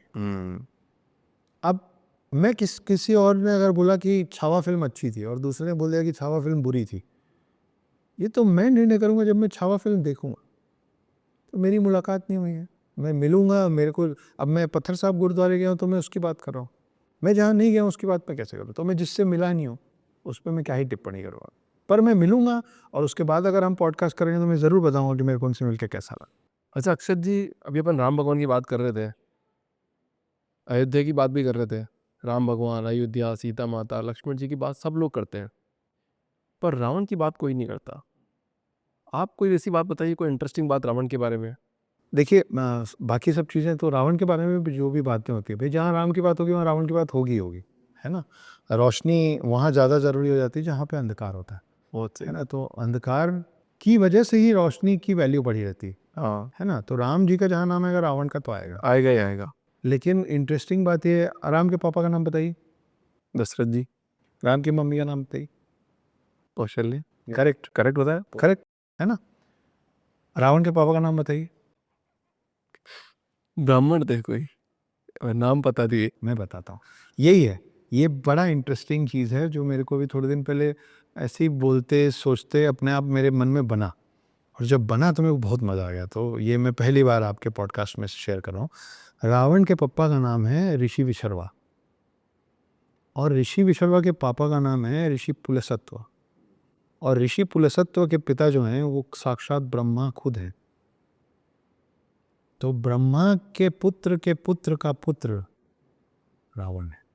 तो ये तो ऋषि विशर्वा मतलब कि मानस पुत्र हो गया ना। हाँ, ब्रह्मा का अंश खुद रावण में, फिर वो राक्षस कैसे हो गया? क्योंकि रावण की जो मम्मी है उनका नाम था कैकसी, और कैकसी थी राक्षस राज सुमाली की पुत्री। तो आप समझ रहे हैं कि जो दशानन है वो आधा भगवान है और आधा राक्षस है। तो राक्षस का रा और भगवान का वन, रावण कि राक्षस की भी प्रवृत्ति है और भगवान की भी प्रवृत्ति है। ब्रह्मा भगवान है, सोमाली राक्षस है, और इन दोनों के मिश्रण से अब राक्षस राज रावण के पास ये चॉइस था। भाई आप देखिए ना कि राक्षस के भाई हैं कुबेर, उनकी आप पूजा करते हैं, उनकी आप पूजा करते हैं। हम। हाँ, तो कुबेर में भी दोनों अंश है ना, लेकिन कुबेर ने जिसको पाला पोसा अपने अंदर, वो गॉडली पार्टिकल्स थे, वो पॉजिटिव तत्वों को उसने ज़्यादा उभारा, इसलिए वो भगवान हो गए। नेगेटिव तत्वों को इसने ज़्यादा बल दे दिया, इसलिए का रावण हो गया, राक्षस आगे आ गया। तो इसलिए राक्षस का आगे आ गया। आप देखिए विडम्बना कि राम में भी पहला शब्द रा है और रावण में भी पहला शब्द रा है। बस बात यह है कि उन्होंने मर्यादा में रह के सब काम किया, भगवानों की पूजा की, अपने अंदर भगवान का वास किया, इसलिए वो खुद भगवान बन गए। इन्होंने राक्षस का राज किया, ये राक्षस हुए। तो राक्षस का रा और भगवान का वन मिलके बनता है रावण। ऐसा। बहुत गजब सर, आपकी स्टोरी सुनाते हो ना तो गूज़बम्प आ जाते हैं। बात सुन के ऐसा लगता है कि यार क्या गजब बात बता दी सर आपने। अक्षय जी ना मुझे ये बताओ कि रिसेंटली जैसे हम तो सुन रहे हैं, हमको गूज़बम्प आ रहे हैं, आपने कोई ऐसी स्टोरी सुनी हो जिसको आपको सुन के गूज़बम्प आ गए हो? अरे हाँ यार, कल की बात है, दशावतार के कल की नहीं, कल की ही बात है। मैं और मेरे एक छोटा है मुझसे, उसका नाम मनी मिश्रा है, मेरे साथ काम करता है। तो हम लंच पे बैठे हुए थे, थोड़ी देर काम की, फिर लंच पे बैठे, फिर वापस काम करना था। लंच में मुझे मनी ने, अभिषेक यार एक बात बताई, और वो उसने बताया कि वर्सोवा की बात है भैया, अभी अभी के। मैं क्या हो गया? बोले एक लड़की रहती थी घर, मतलब फ्लैट पे, और उससे मिलने कोई, मतलब कुछ 5-10 दोस्त मिले, उसमें एक लड़का दिल्ली से आया था मिलने। तो ये लड़की और लड़का मिले, तो इन लोग को आपस में मिल के अच्छा लगा, फिर एक एक करके सब कट लिए। इस लड़के को दिल्ली वापस जाना था, रात की फ़्लाइट थी, लेट नाइट की, 3-4 बजे की। तो ये लड़की बोली कि अभी से कहाँ एयरपोर्ट जाके बैठोगे, मेरे घर चलो, मेरे घर रुक जाओ, 2-4 घंटे मेरे साथ रहेगे, फिर चले आना। तो बोला कि पहले मना होना किया, फिर बोला चलो ठीक है चलते हैं। तो उसके घर पहुँचे, अच्छा खा पी के, है ना, पेट भर डिनर विनर करके ये लोग पहुँचे थे। तो लड़की बोली कि मैं बेड पे सो रही हूँ, तुम नीचे, गद्दा बिछा हुआ था, बोले तुम नीचे सो जाओ, मैं ऊपर सो जाती हूँ। ठीक है, वो बंदा लेटा ऊपर, ये लड़की लेटी, और लेटते साथ, और ये बड़ा डिसेंट लड़का ना, इतना डिसेंट कि लड़की ने सोचा कि ये घर लाने लायक है ना, दिल्ली का लड़का। समझ गया। तो ये जैसे ही लेटा, तो अचानक से बोला हमें बहुत जोर से भूख लग रही है, मेरे को कुछ खाने दो। तो लड़की सोची यार इतना खा के आए हम लोग, अभी टेबल पे छोड़ दिए खाना, इतना मंगवा लिए थे, कैसे भूख लग रही है इसको? तो बोले अरे अभी तो खाएं यार, कहाँ, नहीं अभी। तो बोला नहीं मेरे को प्रॉब्लम है, बीमारी है, मेरे को हर 1 घंटे में कुछ खाने को चाहिए रहता, मेरे को कुछ दो खाने, मैगी दो, कुछ भी दो, उठो बिस्तर से उठो, मेरे को कुछ खाने को दो। तो वो चिढ़ गई थोड़ा, बोले गजब करे यार, नहीं। तो बोले नहीं, फिर मेरे को दवाई खानी पड़ेगी, मेरी एक दवाई है, मेरे को कुछ, अगर तुम्हें घर में कुछ खाने को नहीं है, भाई लड़के लड़कियाँ फ्लैट्स में रहते हैं, नहीं होता है हर समय, एक फैमिली वाले घर में फ्रिज में जितना सामान होता है, एक बैचलर के घर में नहीं होता है। हाँ, बोले फिर मेरे को दवाई दिलवाओ यार, मेरे को दवाई चाहिए तुरंत, मैं नहीं हो रहा है मेरे से। तो वो मजबूरी में बोली कि नीचे है दवाई की दुकान। बोला अरे मैं बॉम्बे में क्या थोड़ी, मेरे को क्या, तुम चलो साथ में। इतना इरिटेट हो गई कि कैसे कर रहा है, अब खाना चाहिए, दवाई चाहिए, तुम चलो। तो मजबूरी में उठ के वो आई। जैसे ही ये दोनों जन कमरे घर से बाहर निकले ना, तो ये बंदा इस लड़की को बाहर निकाला, खुद बाहर निकला, और दरवाज़ा बाहर से लॉक कर दिया। तो लड़की बोली क्या कर रहे हो? तो बोला कि तुम्हारे बिस्तर के नीचे कोई लेटा हुआ है। तो लड़की बोली क्या? बोले तुम्हारे बिस्तर के नीचे कोई लेटा हुआ है। फिर पुलिस को बुलाया गया। एक लड़का उस लड़की को बहुत दिन से स्टॉक कर रहा था, उसके घर की चाबी बनवा के अंदर आके, और वो बेड के नीचे वेट कर रहा था कि जब वो सोएगी तो मैं उसका रेप करूंगा, उसको मार दूंगा। ये लड़का दिमाग लगा के उसको बाहर निकाल के लाया। फिर पुलिस को बुलाया गया, फिर पुलिस उसको अंदर जाके पकड़ी, अरेस्ट करके लेके गई। अरेस्ट करके लेके गई भाई साहब। और गजब। तो इससे एक बहुत बड़ी सीख मिलती है कि दिल्ली का हर लड़का बदमाश नहीं होता है, दिल्ली के अच्छे लड़के भी होते हैं जो कभी कभी मदद करके बचा लेते हैं। मेरी जान निकल गई ये बात सुन के, जब वो बाहर आके बोला कि तुम्हारे बिस्तर के नीचे कोई लेटा हुआ है। वो ऐसा लेटा हुआ था, बस जब इसने तिरछी निगाह से देखा ना उसको, तो ये रिएक्ट नहीं किया, इसने दिमाग से काम लिया। आया मजा? बहुत गजब सर, बहुत गजब गजब।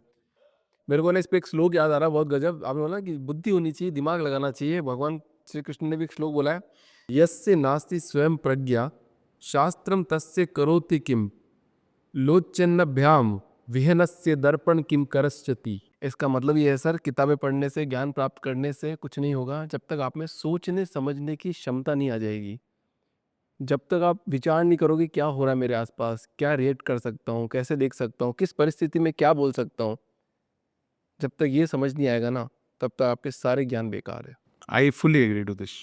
सर महाकुंभ पे वापस चलते हैं। ऐसी मान्यता भी है कि शिव भगवान स्वयं आते हैं, और एक रील बड़ी प्यारी सी वायरल हो रही थी बार बार। एक मतलब बहुत 7 फुट के बाबा, एकदम घोरे चुट्टे, बॉडी बॉडी तगड़ी, सब उनको शिव भगवान का रूप बोल रहे थे। क्या सच्ची में ऐसा होता है? आपने कुछ ऐसी बात सुनी, वापस प्रूफ की बात आ गई? यार मेरा मानना यह है कि महाकुंभ में एक शिव नहीं आते हैं, हजारों लाखों शिव आते हैं। और इस बार तो कुछ 44 करोड़ शिव आ चुके हैं। हम सब में शिव है यार, हम सब में अंश है। तो और आपको कभी नहीं पता रहता ना कि इतने अखाड़े हैं, अखाड़ों में इतने नागा साधु हैं, कौन सा नागा साधु कौन से अखाड़े से आ रहा है। Not everybody knows everybody in a city.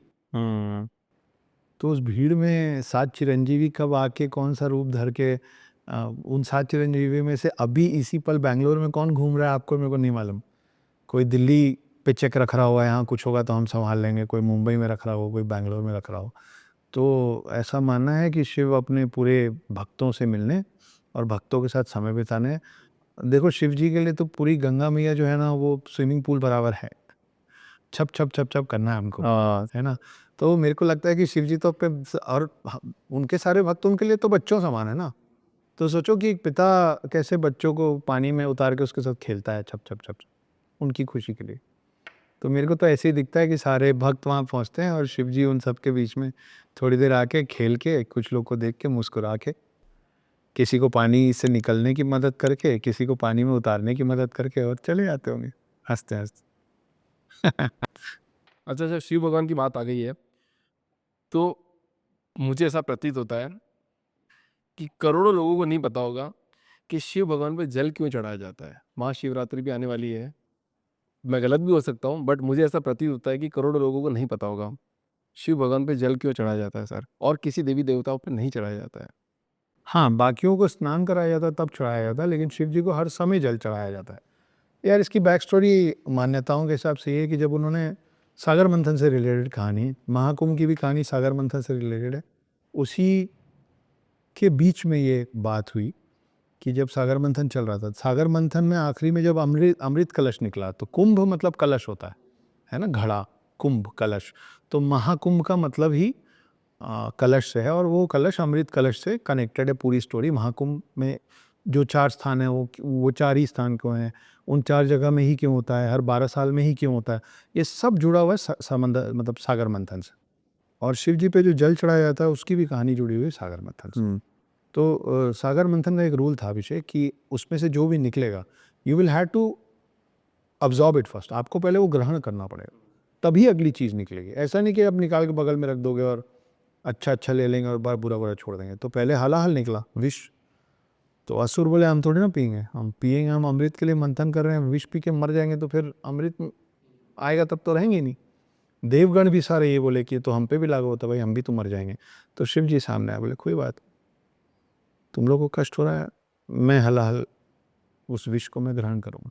अब वो ग्रहण करके उसको कंठ में रोक लिए, अंदर भी नहीं लिए और बाहर भी नहीं निकाले, क्योंकि वो मतलब वो क्लॉज था ना कि you will have to take it, but take it to what extent नहीं था। तो उन्होंने बोला कि बस ग्रहण करना, लो कर लिया ग्रहण, अब ये मेरे शरीर के अंदर है, लेकिन पेट में वेन्स में नहीं जाएगा, कहीं नहीं यार, खून में नहीं मिलने दूंगा, रोक लूँगा यहीं। अब रोक तो लिए, लेकिन विष का अपना असर होता है। तो जब हलाहल यहाँ रुक गया, इसीलिए उनका नाम नीलकंठ भी पड़ा शिव जी का। जब हलाहल वहाँ रुक गया तो पहले उनको गर्मी लगनी शुरू हुई, उसका असर जब होना शुरू हुआ, और फिर उनका पूरा शरीर तपने लग गया। आग वाला जलने नहीं लग गया, पर तपने लग गया, इतना हीटअप हो गया उनका शरीर, और मतलब उनको भी उसका असर हो रहा था। जब सारे बाकी भगवानों ने ये देखा कि उन पे असर हो रहा है, तो सब उनके शरीर, अब तुम्हारे हम लोगों को जब बहुत तेज़ बुखार हो जाता है तो डॉक्टर क्या बोलते हैं? गीला कपड़ा लगाओ। माथे पे पानी की पट्टी लगाओ। हाँ। बस वही है कि शिव का शरीर उस हलाहल के प्रभाव से इतना तपने लग गया कि सारे देवगण, ब्रह्मा और विष्णु जी से लेके और छोटे से छोटे देव तक सब उनके ऊपर जल चढ़ाने लगे, उनके शरीर का तापमान ठंडा करने। तो अब ये माना जाता है कि शिव पे जब भी कोई जल चढ़ाता है, शिव खुश होता है। शिव को आज भी उस जल के एक बूंद से भी ठंडक मिलती। तो उनका तापमान ना बढ़े, प्रलय ना आए, इसलिए आप शिव जी पे लगातार जल चढ़ाते रहते हैं कि उनका तापमान नियंत्रित रहे, कंट्रोल में रहे। और क्योंकि उनको गर्मी बहुत लग रही है, तो जब आपको बहुत गर्मी लगती है तो आप क्या चाहते हैं? आपको चाहिए होता है पीने के लिए भी और नहाने के लिए भी एकदम ठंडा कि पानी। शावर के नीचे खड़ा हो जाओ बस। जब आप एक्सरसाइज करके आते हो, जिम से आते हो, हैं गर्मी में, तो लगता है ना सब बाद में, पहले शावर के नीचे खड़ा हो जाओ। बस हम लोग सब लोग शिव जी के शावर हैं। As simple as that. तो कितनी बढ़िया बात है सर, मतलब मुझे भी नहीं पता थी ये बात तो, और मेरे को लगता नहीं शायद करोड़ लोगों की बात पता होगी, पर सब चढ़ाते हैं। सब इसीलिए चढ़ाते हैं कि शिव जी बहुत प्रसन्न होते हैं जल चढ़ाने से, क्योंकि उनका आप भी अपना योगदान दे रहे हैं उनका तापमान नियंत्रित रखने में, कि ये मेरे से प्यार करता है, ये मेरे को ठंडा कर रहा है। अच्छा अक्षत जी, जी इसमें कोई दो राय तो नहीं है कि आप शिव भक्त हैं? नहीं, मैं विष्णु जी को भी मैं उतना ही इक्वली मानता हूँ। तो शिव पुराण में 4 तरह के भक्त हैं। पहला भक्त है आर्त भक्त, जो दुख में पड़कर ईश्वर को याद करते हैं। दूसरे हैं जिज्ञासु भक्त, जो भगवान या शिव तत्व को जानने की इच्छा रखते हैं और वेदों के आधार पर भगवान को प्राप्त करते हैं। तीसरे हैं अथार्थी भक्त, जो धन संपत्ति वैभव आदि की इच्छा रखते हैं। और चौथे भक्त होते हैं ज्ञानी भक्त, जो शिव को ही सर्वस्त्र मानते हैं और उन्हीं में लीन होने की इच्छा रखते हैं। आप किस तरह के भक्त हैं? भाई ऐसा है कि शिव जी की कहानी सुनाता हूँ छोटी सी, कि शिव जी और पार्वती जी बैठे हुए थे बड़ी आराम से, और शिव जी के जो 2 पुत्र हैं कार्तिक और गणेश, इन दोनों में एक चैलेंज लग गया, झगड़ा हो गया कि हम दोनों में ज़्यादा अच्छा कौन और ज़्यादा तेज़ कौन, है ना, ज़्यादा बलशाली कौन। तो कार्तिकेय बोले मैं हूँ, गणेश जी बोले अरे कैसी बात कर रहे हैं आप, मैं हूँ। तो ये बुद्धि के देवता, और कार्तिक को गॉड ऑफ वॉर बोला हुआ है, तो वो शक्ति के देवता है, बुद्धि के देवता है। दोनों किसके पुत्र हैं? शिव जी और पार्वती जी का। तो ये दोनों जन पहुंचे शिव जी पार्वती, भाई आप मम्मी पापा हैं, आप ही बताइए हम दोनों में ज़्यादा पावरफुल कौन है। तो उन्होंने एक कंपटीशन रख दिया, बोले कि जो भी पूरे पृथ्वी का 3 बार परिक्रमा पहले करके आएगा वो ज़्यादा पावरफुल है। तो कार्तिक जी को लगा आज तो डेफिनेटली मैं जीतूंगा, एक तो मैं फिट, ऊपर से मेरे पास मोर, एक तो मेरा भाई मोटू, ऊपर से चूहा, कैसे स्पीड अप करेगा ना। तो बोले डन है, निकल गए वो। अब जब कार्तिक पहला चक्कर लिए तो उनको चूहे के पैर का निशान मोर के आगे आगे दिखा। दूसरा लिए तो एक और सेट ऑफ चूहे का प्रिंट, बोले क्या हो क्या रहा है, आगे आगे कैसे चल रहा है, और तेज मोर को जितनी तेज उड़ा सकते थे उड़ाए। तीसरा राउंड मारे तो तीसरे में दिखा। जब वापस 3 राउंड मार के शिव जी और पार्वती जी के पास पहुंचे तो ये बढ़िया बीच में बैठ के मोदक खा रहे थे गणेश जी, दोनों बीच में पसरे हुए थे। तो कार्तिक बोले ऐसा कैसे हो गया। तो गणेश जी बोले कि मैंने तो शिव जी और पार्वती जी के 3 चक्कर काट के जल्दी से, वो शिव और पार्वती के 3 गोल घूम गए थे, तो पूरे पृथ्वी पे उनके पैरों के निशान आ गए थे। मैं जेन्युइनली बोल रहा हूँ, मैं रोज़ पूजा पाठ करने वाला व्यक्ति नहीं हूँ। कईयों को ऐसा लगता है कि भाई जनेऊ पहना होगा, ये रक्षा सूत्र पहनता होगा, ये रुद्राक्ष की माला लेकर वो, जैसे मैं इनमें से कुछ नहीं करता हूँ। मैं अपने माता पिता का रोज़ चरण स्पर्श करता हूँ। मेरे माता पिता बहुत बड़े भक्त हैं सभी भगवानों के, देवों के। तो मेरी माँ मेरे पिता मेरे लिए जो सोच लेते हैं, जो मांग लेते हैं, जो आशीर्वाद दे देते हैं, वो सच हो जाता। मेरे सबसे बुरे वक्त में उन दोनों ने बोला था कि थोड़ा समय दो, सब ठीक हो जाएगा, सब ठीक हो। उसका जब मैं मुंबई आया था तो मेरी माँ बोली थी बेटा यशस्वी भव, हो गया। तो मैं कुछ नहीं चाह रहा हूँ शिव जी से और विष्णु जी से। मैं तो 2014 में अपना जीवन ख़त्म करने निकला था यार, अब तो पूरे देश को पता है।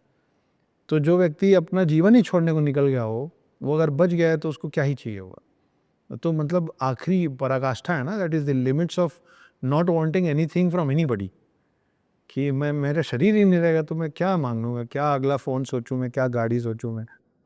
तो मेरे को कुछ नहीं चाहिए। और मैं माता पिता, आई कैन प्राउडली से, क्योंकि वो भी सुनेंगे इसलिए मैं झूठ तो नहीं बोल सकता हूँ, कि मेरे माता पिता को मुझ पे बहुत गर्व है, आज नहीं हमेशा से। मैं एक अच्छा पुत्र रहा हूँ हमेशा, हमेशा। मैं माता पिता का दिल मेरी वजह से कभी नहीं दुखा है, या बड़े हो गए हैं तो कभी गलत तरीके से बात कर लिए, गुस्से में कुछ बोल दिए, या उन्होंने कुछ बोला और उनकी बात का मानना, अरे आप लोग तो, ऐसा कभी ना हुआ है ना होगा। मेरे को लगता है कि देव भगवान सब हम लोगों पे उसी नज़र से नज़र रखते होंगे कि जो अपने माता पिता के साथ सही है ना बॉस, उसको सब मिलेगा। देखो अमिताभ बच्चन साहब आज भी हरिवंश राय बच्चन और अपनी माता जी का नाम कितने सम्मानपूर्वक लेते हैं, और देखो कहाँ है। अच्छा अक्षय जी, अपनी बात कर ही रहे हैं तो फिर मेरे मन में एक सवाल आ गया है कि आजकल के बच्चों को ऐसे बोलना पड़ता है, अच्छा भूख लगाओ, कोई आया है, बड़ा है, दादा दादी आए हैं, नाना नानी आए हैं, या कोई कोई गुरुजन आया है उसके, तो फिर कहता है नहीं नहीं। तो जो माता पिता के आशीर्वाद का जो महत्व है, जो गुरुजनों के आशीर्वाद का जो महत्व है, वो कहीं ना कहीं खत्म होता जा रहा है। नहीं भाई, ऐसा नहीं है, हर बच्चे को सिखाया ही जाता है। आपको भी, आपके भी मम्मी पापा बचपन में, तब वो संस्कारों का हिस्सा है ना, आपको बचपन से इस बात की आदत डाली जा रही है। देखो वो सब अपनी जगह है कि भाई ये उंगली की एक एनर्जी होती है, पैर की एक एनर्जी होती है, हाथ की उंगली पैर को जब छूती है तो उनके शरीर और आपके बॉडी के अलग अलग पार्ट्स में अलग अलग लेवल ऑफ एनर्जीज रहती है। तो आप किसी का पाँव जब अपने हाथ से छूते हो तो उनकी एक एनर्जी आपके, ये सब साइंटिफिकली प्रूव्ड है। लेकिन अलग बात है, इन सब के पीछे जो एक बड़ा बेसिक सा, मतलब वो जो बोलते हैं ना, बस इतनी सी बात, हाँ, वो बात ये है कि हमको बचपन से ही जब ये बोला जाता है ना, बेटा पैर छुओ, हमको ये सिखाया जाता है कि बड़ों के सामने झुको। ये क्यों नहीं बोला जाता है कि बेटा बड़े आए माथा छू लो, कंधा छू लो, नाक छू लो? पैर ही छूने का बोला जाता है, ताकि आपको हमेशा पता रहे कि उम्र में, तजुर्बे में, किसी भी मामले में जो आपसे बड़ा है उसके सामने आपको झुकना सीखना पड़ेगा। आपको झुकने में शर्म ना आए कभी, आपको आपका ईगो बीच में ना आए, इसलिए आपको प्रैक्टिस कराई जाती है कि ये जो रीढ़ की हड्डी है ना बेटा, उसको मुड़ना सीखो, कीप इट फ्लेक्सिबल। इतनी सी बात है बस, अकड़ के नहीं खड़े हो। अकड़ के नहीं खड़े होना है। तो मूल जो कारण है चरण स्पर्श करने का, वो ये है कि हम सब चाहते हैं कि अपने बच्चों के संस्कारों में डालें कि बड़ों के सामने आदर से पेश आना है, झुकना है, बहस नहीं करना है, बराबरी। अरे आप लोग कुछ नहीं आता है, अरे आप लोग तो रहने ही दो, अरे आज आजकल की दुनिया आप लोग नहीं समझते हैं, आप लोग चुप रही। नहीं बोल सकते आप ऐसे।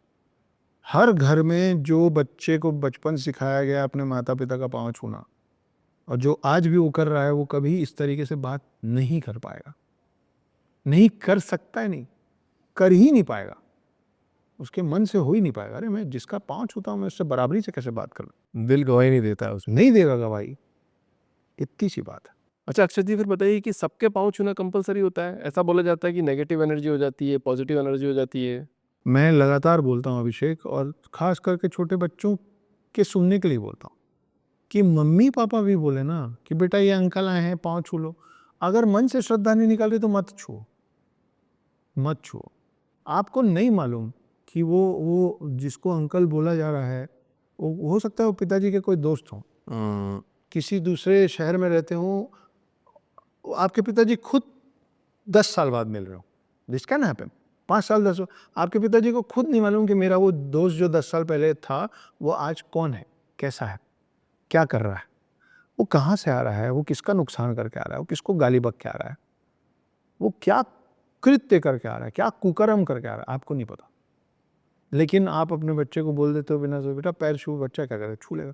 मैं बच्चों को बोल रहा हूँ कि अगर मन से श्रद्धा ना निकले तो मना कर दो और ये क्लिप दिखा दो। बोले जी मैं 10 बार मिलूंगा, फिर मैं खुद निर्णय लूंगा कि आदर भाव मेरे अंदर आ रहा है कि इस व्यक्ति को लेके, मेरा मन कर रहा है कि इससे अगली बार मिलने का, मेरा मन कर रहा है कि इसके ऑरा में। ये वही लोग होते होंगे ना, इन्हीं में से कुछ लोग होते होंगे ना जो किसी दोस्त के या किसी रिश्तेदार के घर जाते होंगे और उन्हीं की बिटिया पे गलत हरकत कर लेते हो। हम सब ने सुना है, और हमारे आसपास किसी ना किसी महिला के साथ ये हुआ है, और वो रिश्तेदारों में ही ज़्यादातर निकले, आस पड़ोस, रिश्तेदार, उम्र में बड़े, 8-8 साल, 15-15 साल, 6-6 साल के बच्चों को गलत तरीके से सिर्फ छू लेना भी पाप है। लेकिन वो आपको छुए उसके पहले तो आप ही बोल दे रहे हो अपने बच्चे को कि छुओ उसको। मत छूने दो ना, दूर रखो यार अपना बच्चा। You need to protect your children. जब तक अंदर से भाव नहीं आ जाए, अंदर से पूरा आपकी आत्मा तृप्त नहीं हो जाएगी, ये आदमी नतमस्तक करने लायक है, ये आदमी हाथ जोड़ने लायक है, ये आदमी पाँव छूने लायक है, मत तब छुओ। तक नहीं करना है। आप 4 बार 6 बार मिलोगे, बच्चों का इंस्टिंक्ट बहुत स्ट्रांग होता है। बिना किसी रीजन के बच्चे बोल देते हैं कि मेरे को इसके पास नहीं जाना है, और उसी के बगल में कोई खड़ा रहता है बोलते हैं मेरे को इसके पास जाना है। On what basis? एक चिकना चपाट बंदा होगा जिसका दाढ़ी मूछ कुछ नहीं होगी, है ना, क्लीन शेवेड होगा, हो सकता है वो बच्चा बोले उसके पास नहीं जाऊंगा। और एक तुम्हारे मेरे जैसा क्रूर दिख रहा होगा जिसके पास असल में बच्चों को डरना चाहिए, और बच्चे मुस्कुरा के आ जाते हैं हमारे पास। तो वो बच्चे का कोई इंस्टिंक्ट है ना, उस इंस्टिंक्ट को बचपन से आप लोग अपने बच्चे के अंदर मारो मत मारो। बोलो बेटा नमस्ते करो। मैं निरादर करना नहीं सिखा, जय जय कर दो, नमस्ते कर दो। और अपने बच्चे को बोलो कि हम जय जय करने बोलेंगे, आपका मन करेगा तो खुद चरण स्पर्श करना, नहीं तो मत करो। वो बच्चे पे छोड़ो। बच्चा आंख पड़ता है, बच्चा हम लोगों को ना, अभिषेक, एक जो ऑरा होता है ना हमारा ना, एक लेयर है जो अदृश्य लेयर है, वो हम लोग को जितने क्लियरली दिखता है ना, उससे ज़्यादा क्लियरली समझ में आता है बच्चों को।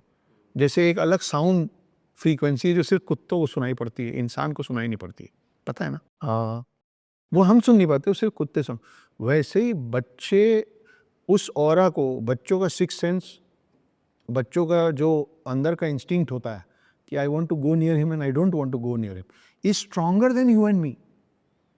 डोंट सप्रेस, उसको दबा के मारो मत कि जो बोला है वो करो, छुओ पैर छुओ, मत करो। बच्चे को आदर सम्मान सिखाने का मतलब ये नहीं है कि तुम हर घर में आने वाले के सामने बोले नाच के दिखाओ। बच्चा है, बंदर नहीं है, उसको मदारी जैसे ट्रीट मत करो। मेरे को बहुत सारी ऐसी छोटी छोटी चीज़ों दिक्कत है। एक चीज़ जिसको मैं लगातार बोल रहा हूँ और कैमरे पे बोल रहा हूँ, और यंगस्टर्स के लिए बोल रहा हूँ जो क्रिकेट खेलते हैं, हॉकी खेलते हैं, है ना, जो 15 साल से लेके और 25 साल के बीच के अपने देश के हिंदू लड़कों को और लड़कियों को भी बोल रहा हूँ मैं। आपने भी देखा होगा, मैंने भी देखा, हर कोई देखा, हिंदू देवी देवताओं को टाइल में छपवा के लोग बिल्डिंगों के कोने में लगा देते हैं। देख रहे हैं सब ऊपर लिखा रहता है यहाँ थूकना मना है, उसके अगल बगल पूरा थूका रहता है, नीचे इतना सारा कचरा ढेर, उसमें सिगरेट के पैकेट पड़े रहते हैं, माचिस के डब्बे पड़े रहते हैं, पान का वो जो पेपर होता है वो मुड़ के पाउचेस पड़े होते हैं, प्लास्टिक पड़ा होता है, खाली जूठा बोतल, क्या क्या नहीं पड़ा होता है। आप पुरानी बिल्डिंगों में जाइए, उसमें जब आप सीढ़ी चढ़ेंगे ना, तो हर सीढ़ी के टर्निंग पे गणेश जी, सरस्वती जी, लक्ष्मी जी, शिव जी, हनुमान जी, राम जी। मेरे भगवान का काम बस ये बच गया है कि इस चीज़ पे नज़र रखें कि इस कोने में तुम थूको मत। 15 साल से लेके 25 साल के सारे यंगस्टर्स, लड़के और लड़कियों से ये रिक्वेस्ट है, ये इल्तिजा, आप हिंदू हैं, मुस्लिम हैं, जो भी है, अगर आप दूसरे का सम्मान करना जानते हो, और अगर आप मुस्लिम भी हो ना, अगर आपको किसी बिल्डिंग में मेरे देवी देवताओं की टाइल लगी दिखे ऐसी जगहों पे, घुटने के नीचे, कमर के हाइट में, उसको उस बिल्डिंग वाले के पास जाएं। अगर रेसिडेंशियल बिल्डिंग है तो आप सोसाइटी के पास जाएं, बोले 1 हफ्ते के अंदर ये निकल जाना चाहिए, नहीं तो क्या कर लोगे? नहीं तो अभी हम 3 हैं, हम 30 आएंगे और तोड़ देंगे उसको। वो कॉर्पोरेट बिल्डिंग है चाहे कोई भी बिल्डिंग है, मेरे देवी देवताओं का एक स्थान है। आपने कभी देखा है 786 लिखा हुआ टाइल? कहीं नहीं देखा है, अल्लाह लिखा हुआ टाइल? कहीं नहीं देखा है, गुरु नानक लिखा हुआ, जीसस लिखा हुआ टाइल? कहीं नहीं देखा है। इस बात पे तो मैं आपका संपूर्ण सपोर्ट करता हूँ सर, संपूर्ण सपोर्ट। सिर्फ मेरे ही भगवान है जिनका काम है कि अरे उस कोने में बहुत गंदगी होती है, लोग घूमते घूमते थूक देते हैं। एक काम करो, टाइल लगा दो भगवान की, तो लोग थूकेंगे नहीं। और हम लोग बहुत बड़ी बड़ी बात कर रहे हैं, मंदिर बनाना, ये करना है, छोटी छोटी चीज़ तो पहले सुधारो यार। तो जब दिखे एक बार वार्निंग दीजिए, 1 हफ्ते का वक्त दीजिए। 1 घंटे में टाइल बदलाता है, मैं 1 हफ्ता बोल रहा हूँ, 7 days into 24 hours दे रहा हूँ आपको। सिर्फ 1 घंटा में टाइल बदलाने का काम हो जाता है, एक कोने में 4-6 टाइल। बोलो 7 दिन के बाद यहाँ दिखेगा, अपने हाथ से तोड़ देंगे, अपने हॉकी से तोड़ देंगे, अपने स्टम्प से तोड़ देंगे, अपने, और उस टाइल को तोड़ोगे, कोई भगवान पाप नहीं देगा। मेरे हिंदू प्रचारक खुश होंगे, क्योंकि वो जगह नहीं है मेरे भगवान की। तो ये मत सोचना अक्षत गुप्ता बोल रहा है कि भगवान का टाइल तोड़ दो, गलत जगह लगा हुआ, आप भगवान का हर टाइल तोड़ दो, पूरे देश में एक भी टाइल नहीं दिखना चाहिए। वो लोग अपने बाउंड्री वॉल पे भगवान का चिन्ह बना देते हैं यार, कि लोग यहाँ कचरा फेंकना मना है, हाँ वो भगवान का कुछ बना देंगे, शिव जी बना देंगे और ऊपर में लिखा रहेगा यहाँ पेशाब करना मना है, यहाँ मैं अपनी आंखों से देखा हुआ, एक जगह नहीं 1000 जगह देखा हुआ। वो जिसका बाउंड्री वाला है उसको बोलो कि 7 दिन दे रहे हैं, इसको पोतवा के सफ़ेद करो, सफ़ेद काला जो करना करो, मेरे भगवान का इमेज यहाँ से हटेगा। मत बोलो अपने बच्चों को इसका पाँव छुओ, उसका पाँव छुओ, अंकल हैं, चचा जान हैं, फादर हैं, ये उनका काम नहीं।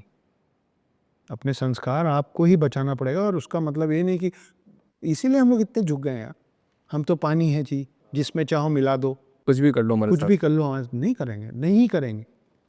मैं नहीं बोलूँगा अपने बच्चों को, मेरे सगे छोटे भाई का 3 साल का बेटा है, बता दिया गया घर के अंदर, कोई नहीं बोलेगा उसको पाँव छूना। बहुत करीब अब उसके दादा दादी आएंगे, उसके नाना नानी आएंगे, तो ऑफकोर्स पाँव छूना है, घर की बात। लेकिन ये नहीं उसका दोस्त आया तो पाँव छू लो, मेरा दोस्त आया तो पाँव छू लो, कोई ज़रूरत नहीं। अक्षय जी, इतनी गजब बातें कर ली हमने आज, और आपके साथ शिव भगवान की बातें करी तो पूरा जो रूम है शिवमय हो गया है। आपको मैं एडवांस में ही महाशिवरात्रि की बहुत बहुत बधाई देता हूँ। आपको भी, आपके सारे दर्शकों को महाशिवरात्रि खूब धूमधाम से मनाइए। शिव जी की बारात निकलती है उस दिन। एक और एनेक्डोट स्टोरी सुन लो। हाँ, मैं ये पूछ रहा था कि शिव भगवान की बात आ गई तो उनकी बारात का दृश्य आ जाता है सामने। तो ये भी बहुतों को नहीं मालूम है कि महाशिवरात्रि किस उपलक्ष्य में मनाई जाती है। जब सती के देहांत के बाद, जब उन्होंने आत्मदाह कर लिया था, उसके बाद ये बिछो में वैराग में चले गए थे ना, तो सोचो ना कि अगर पूरे पृथ्वी का हर मेल ये सोच ले कि मैं तो वैराग में ही रहूँगा, मैं शादी नहीं करूँगा, कुछ नहीं करूँगा। तो पृथ्वी रुक जाएगी ना, सृष्टि में अगली पीढ़ी आ ही नहीं पाएगी अगर सब ये सोच लेंगे। तो शिव तो पहले पुरुष है ना, पहले पुरुष हैं, तो अगर वो ही नहीं करेंगे तो फिर आगे तो पृथ्वी रुक जाएगी। तो पृथ्वी लगभग रुक गई थी क्योंकि सती चली गई थी और ये उस पे थे, वैराग में थे। तो फिर तारकासुर करके एक राक्षस है, उसके बारे में आपके दर्शक ढूंढ के पढ़ लीजिएगा, नहीं तो बहुत लंबा हो जाएगा ये। पर ब्रह्मा जी से उनको ये वरदान मिला हुआ था कि सिर्फ शिव के ही पुत्र के हाथ से तुम्हारा वध हो सकता है, नहीं तो तुमको पूरे ब्रह्मांड में कोई मार ही नहीं सकता। और तारकासुर बड़ा खुश था कि शिव तो गए वैराग में, तो अब जब शिव हैं वैराग में तो कभी शादी नहीं करेंगे तो उनके बच्चे ही नहीं होंगे, तो अपन तो अमर हो गए। तो फिर वो बड़ा विध्वंस मचाया हुआ था, पाप बढ़ते ही जाता बढ़ते ही जाता। तो फिर पार्वती और शिव जी की शादी हुई, और शिव जी जब वैराग से निकल के वापस दाम्पत्य जीवन में, विवाहित जीवन में आ रहे थे, और जो उनकी बारात जिस रात निकली उसको कहते हैं महाशिवरात्रि। तो ये कहानी है शिव जी के बारात की। इसीलिए महाशिवरात्रि के दिन बहुत जगह अभी भी शिव जी का ऐसा पूरा झांकी निकलती है, उसमें बारात निकलती है, उसमें लोग नाच रहे हैं, भस्म में रमे हुए हैं, उड़ा रहे हैं भस्म, ये सब होता है। तो ऐसी है कहानी। तो महाशिवरात्रि, महाशिवरात्रि हमेशा सुनते हैं, सुन लीजिए कि महाशिवरात्रि उस दिन माना जाता है जिस दिन ये माना गया है कि शिव जी अपनी बारात लेके पार्वती जी को अपनाने, विवाह करने पहुंचे थे। तो उनकी विवाह की रात्रि को महाशिवरात्रि कहते हैं। बहुत बहुत धन्यवाद Akshay sir, thank you so much. अगर कुछ गलती हो गई तो माफ़ी। नहीं, आप अनुज हैं। शब्द निकल गए हैं नहीं, आप तो अनुज उसके लिए हैं, माफ़ी। और हमारे ग्रंथों में ये भी लिखा हुआ है कि छोटों का काम है गलती करना और बड़ों का काम है क्षमा कर देना। तो अगर मुझसे कोई गलती हो गई हो तो आप मुझे क्षमा कर दीजिएगा, मैं छोटा ही रहना चाहता हूँ। ठीक है सर, बहुत बढ़िया, थैंक यू सर।